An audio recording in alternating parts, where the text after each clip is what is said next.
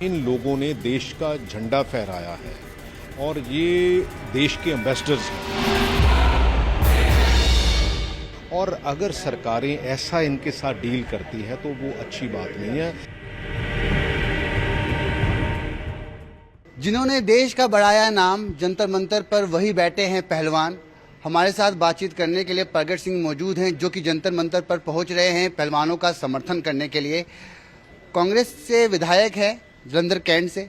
एक सवाल ये भी पूछेंगे सर कि हार हुई है, उसके पीछे क्या कारण रहे, 24 में वो दोबारा ना दोहराया जाए, उसके लिए क्या कदम उठा रहे हैं? नहीं, देखो, पहली बात तो पहलवानों का समर्थन करने के लिए, क्योंकि इन लोगों ने देश का झंडा फहराया है और ये देश के एम्बेसडर्स हैं और अगर सरकारें ऐसा इनके साथ डील करती है तो वो अच्छी बात नहीं है। सरकार को ध्यान में रखते हुए इनकी अचीवमेंट्स को, इनकी एम्बेसडरशिप को, हमारे कंट्री की इमेज को इमीडिएटली जो रेसलिंग फेडरेशन के प्रेसिडेंट हैं उनके खिलाफ कार्रवाई करनी चाहिए। कई बड़े सीनियर खिलाड़ी बोल रहे हैं कि पहलवानों को डिसिप्लिन में रहना चाहिए। जैसे कुछ दिन पहले पीटी उषा का बयान आया, आप भी खिलाड़ी रह चुके हैं। एक खिलाड़ी जिसने परचम लहराया देश का, वो अपनी बात नहीं कह सकता? नहीं, अगर बात सुने तभी है ना, अगर बात सुनेंगे नहीं। ये मेरा ख्याल है कि बहुत देर से ये कहना चाहते हैं, कह रहे हैं कि ऐसे ऐसे स्पोर्ट्स में और पार्टिकुलर रेसलिंग में हुआ है और अगर नहीं कोई सुनेगा फिर ही जाके प्रोटेस्ट होता है।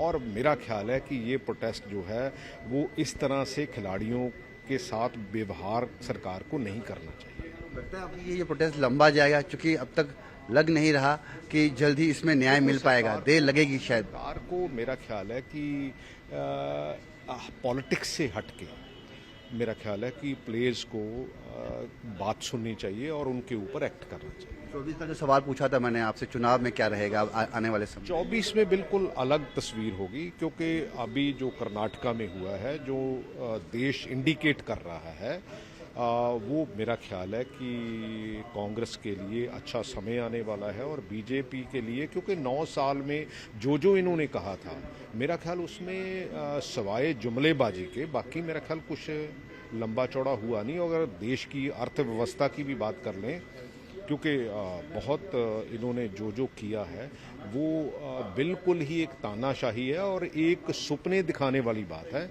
और मेरा ख्याल है कि देशवासी अब समझ चुके हैं। कुछ लोग कह रहे हैं कि कांग्रेस, पंजाब कांग्रेस की जो टीम है उसमें काफ़ी खटास है, मनमुटाव है।